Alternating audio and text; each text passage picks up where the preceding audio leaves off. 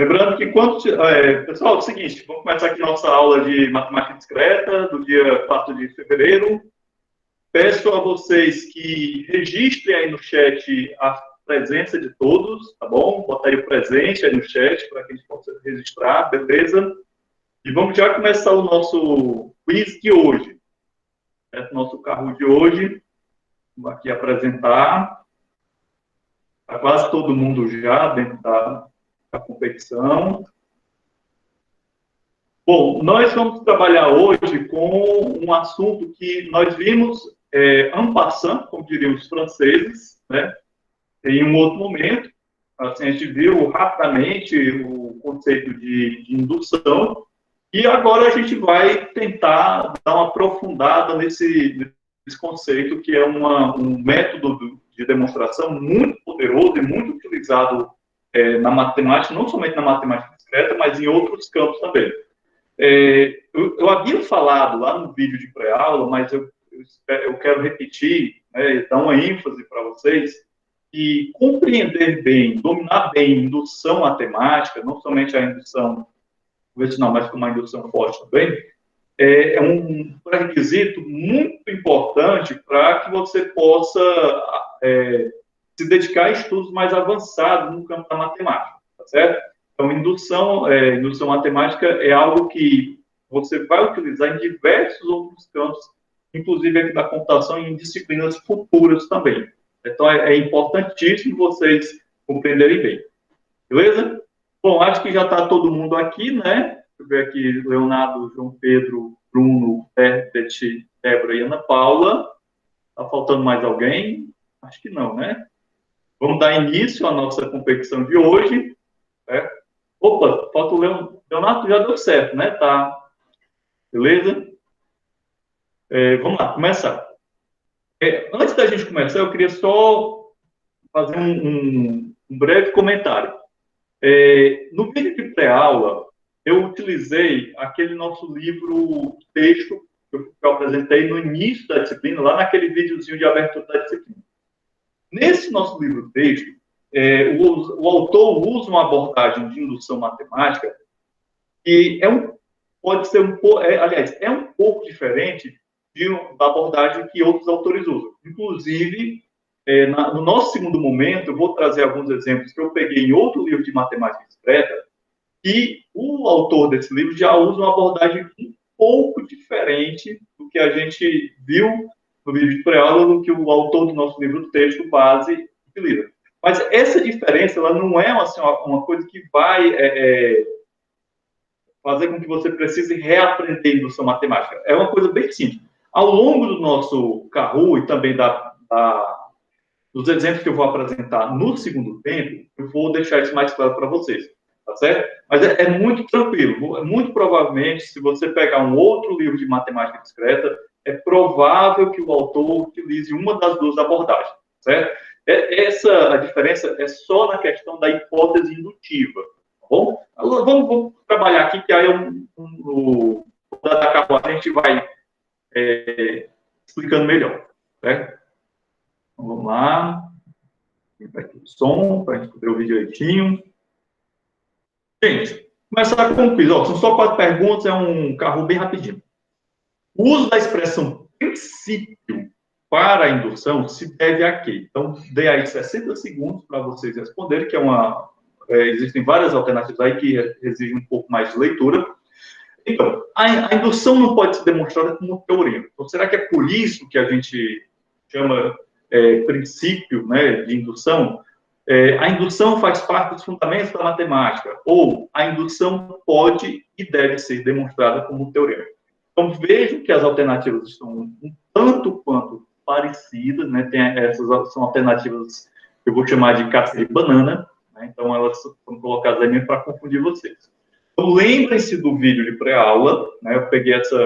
Formulei essa questão através do vídeo de pré-aula.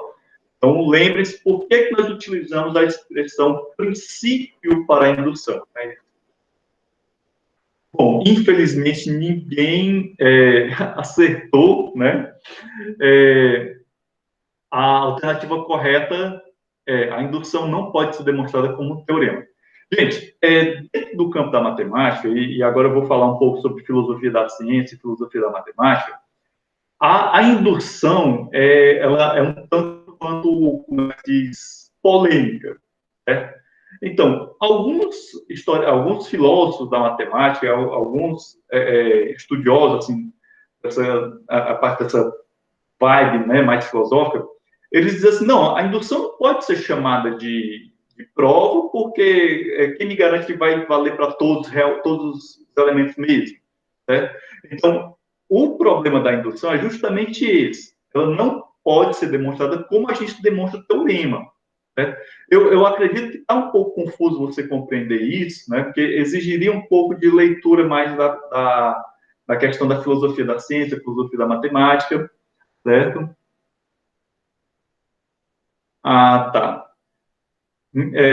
Bom, Fernando, então você captou bem a questão, né? Podia mais que usar a palavra princípio, né? Então, é justamente essa questão do princípio que nos coloca, né, a respeito dessa... a indução, ela não pode ser demonstrada como teorema. Então, a gente pode fazer um link também com aquela questão dos axiomas, né? Não sei se vocês estão lembrados que eu falei para vocês, isso já no início da disciplina, eu falei sobre axiomas, e os axiomas eles são verdades que não necessitam, não podem ser demonstradas, né? Ou não há necessidade de serem demonstradas. E também é algo polêmico dentro do campo mais filosófico da matemática, tá certo? Bom, muita gente colocou aqui, né, a maioria botou, a indução faz parte dos fundamentos da matemática. Não necessariamente, eu diria que a indução é um método de demonstração que é muito importante para a matemática, mas dos fundamentos dela, realmente ela não faz parte, né? Eu acho que é mais fácil a gente dizer, eu posso até estar equivocado, dizer que os fundamentos da matemática são o quê? São a teoria de números, né? A teoria de conjuntos, certo? Então, é tanto que em alguns livros de matemática discreta, os primeiros capítulos eles são intitulados Fundamentos. E o que a gente encontra nesses capítulos? Teoria de conjuntos e alguma coisa relacionada à teoria de números, certo? Então, o conjunto, eu diria que o conjunto realmente é a base, né, do fundamento. A outra opção que duas pessoas marcaram dizia o seguinte: indução pode e deve ser demonstrada como um teorema. Aí você vê que essa alternativa aí, ela contradiz a alternativa correta, tá certo? Então, por isso que ela não deve ser considerada correta, porque a alternativa correta diz o seguinte: a indução não pode ser demonstrada como um teorema. Então, veja bem, a indução é uma ferramenta. Como é que eu vou demonstrar a indução como uma ferramenta? Eu precisaria de uma outra, digamos assim, um outro mecanismo para demonstrar a indução, certo? E aí é uma vibe assim, meio viagem mesmo, tá certo? Bom, vamos lá. Vamos avançar. Nesse daqui ninguém pontuou, né? Pela primeira vez eu estou vendo um ranking totalmente zerado, mas a gente vai, né, avançar. Nosso amigo Leonardo marquei o que parecia menos errado. Beleza. Aquela alternativa realmente era um pouco confusa mesmo, né? Hipótese de indução. A hipótese de indução refere-se a o késimo elemento ao primeiro elemento ou o késimo menos um elemento. Então, veja bem, quando a gente vai construir uma demonstração por indução matemática, eu tenho que desenvolver uma hipótese de indução. Geralmente é uma coisa mais complicada, certo? Desenvolver essa hipótese de indução. O que foi, Leonardo? Bom, vamos aqui. 3 pessoas assinalaram correto. Caiu menos o elemento. Pô, Leonardo, clicou errado, cara. Que vacilo, certo? Bom, mas vamos lá. Olha, é aqui que entra a história da diferença de abordagem dos autores. O autor do nosso livro, né? Putz, o celular caiu. Mas está funcionando pelo menos, Leonardo? Teu celular? Veja aí se ele está funcionando direitinho, né? Esses celulares hoje são tão sensíveis que qualquer quedinha, às vezes, tá ótimo. Então, beleza. Gente, vamos voltar aqui vamos aos comentários da questão. Como eu havia dito para vocês, bem no início do nosso trabalho de hoje, Alguns autores, né, eles podem utilizar abordagens diferentes quando vão falar de indução matemática. O autor do nosso livro, né, do nosso livro-texto, ele coloca para a gente o seguinte: quando você vai formular a hipótese de indução, a hipótese de indução está se referindo ao késimo menos um elemento, ou seja, aquele elemento anterior ao késimo elemento. É aquela história da metáfora com a escada, né? Então, a gente tem uma escada, vários degraus. Então, se eu tenho o késimo degrau, que é aquele último degrau, então, se eu sei como, eu consigo demonstrar que o késimo degrau é verdadeiro, né? Então, o késimo menos um degrau também será, e assim sucessivamente. Certo? Entendido? Bom, alguns autores, e aí eu vou fazer uma ressalva, né? Que a gente vai trabalhar isso no segundo tempo da aula de hoje, ele já usa uma abordagem diferente. Na hipótese de indução, ao invés dele se referir ao késimo menos um elemento, ele vai falar do késimo mais um elemento. Certo? É tanto que quando a gente foi começar a aula hoje, e eu deixei aquele nosso tempinho de ouvir música, eu estava revisando esse Kahoot e excluí essa opção que tinha nessa pergunta. Nessa pergunta tinha uma opção que era o késimo mais um elemento. Por que eu excluí ela? Porque ela também seria correta. Né? Só que isso depende da abordagem que você vai utilizar. Então, quando você estiver construindo a sua hipótese de indução, você pode trabalhar ou com késimo menos um elemento ou com késimo mais um elemento. Certo? Nos exemplos que eu vou apresentar no segundo tempo da nossa aula hoje, nós vamos trabalhar com essa outra abordagem, que é um pouco diferente da abordagem do nosso livro-texto, mas a essência é a mesma. Certo? Bom, alguém aqui escolheu o primeiro elemento. Gente, o primeiro elemento ele não faz parte da hipótese de indução. O primeiro elemento é do passo base, tá bom? Vamos só lembrar disso daí. Certo? Beleza? Beleza? Duas pessoas colocaram o késimo elemento. O késimo elemento não é a hipótese de indução, ele é aquele elemento que a gente está, digamos assim, querendo ver se vale realmente até ele, tá bom? No segundo tempo que eu vou falar sobre isso, e a gente vai fazer uma certa revisão sobre esses três passos, né? Que é o passo base, a hipótese de indução e o passo indutivo, tá bom? Vamos lá avançar. Só quem pontuou foi o Leonardo Debet e o João Pedro. Ana Paula e Debet ainda não estão pontuando. Vamos lá, ainda temos a última temos mais duas perguntas. No passo indutivo, adicionamos K a ambos os lados da equação obtida na hipótese indutiva. Veja bem, a gente falou muito sobre hipótese indutiva ainda há pouco, né, nos comentários da questão anterior, e agora a gente vai para onde? Vai tentar ver aqui alguma coisa relacionada ao passo indutivo. Só refrescando a memória de vocês. Quando desenvolvo o passo indutivo, né? Aliás, a hipótese indutiva, o passo seguinte é trabalhar com o passo indutivo. Ou seja, a partir da minha hipótese indutiva, eu vou construir o meu passo indutivo. E aí eu estou dizendo o seguinte, no passo indutivo, adicionamos K a ambos os lados da equação obtida na hipótese indutiva. Será que isso é verdadeiro? Será que isso é falso? Meu Deus, Débora,